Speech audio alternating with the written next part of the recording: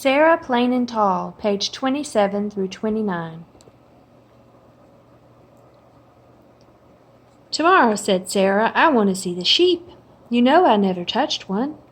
"Never?" Caleb sat up. "Never," said Sarah. She smiled and leaned back in her chair. "But I've touched seals, real seals. They are cool and slippery and they slide through the water like fish. They can cry and sing and sometimes they bark, a little like dogs." Sarah barked like a seal, and Lottie and Nick came running from the barn to jump up on Sarah and lick her face and make her laugh.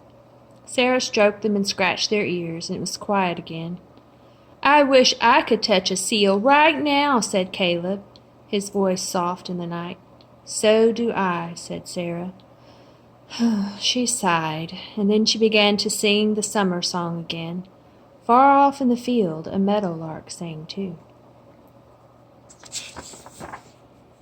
Chapter 5. The sheep made Sarah smile. She sank her fingers into their thick, coarse wool.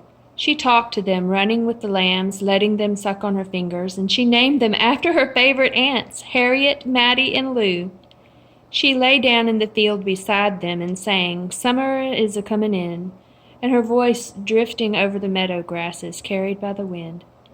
She cried when we found a lamb that had died, and she shouted and shook her fist at the turkey buzzards that came from nowhere to eat it. She would not let Caleb or me come near, and that night Papa went with a shovel to bury the sheep and a lantern to bring Sarah back. She sat on the porch alone. Nick crept up to lean against her knees. After dinner, Sarah drew pictures to send home to Maine. She began a charcoal drawing of the fields rolling like the sea rolled. She drew a sheep whose ears were too big, and she drew a windmill. "Windmill was my first word," said Caleb. "Papa told me so." "Mine was flower," I said. "What was yours, Sarah?" "Dune," said Sarah. "Dune?" Caleb looked up. "In Maine," said Sarah, "there are rock cliffs that rise up at the edge of the sea, and there are hills covered with pine and spruce trees, green with needles. But William and I found a sand dune all our own. It was soft and sparkling with bits of mica, and when we were little we would slide down the dune into the water." Caleb looked out the window. "We have no dunes here," he said. Papa stood up. "Yes, we do," he said.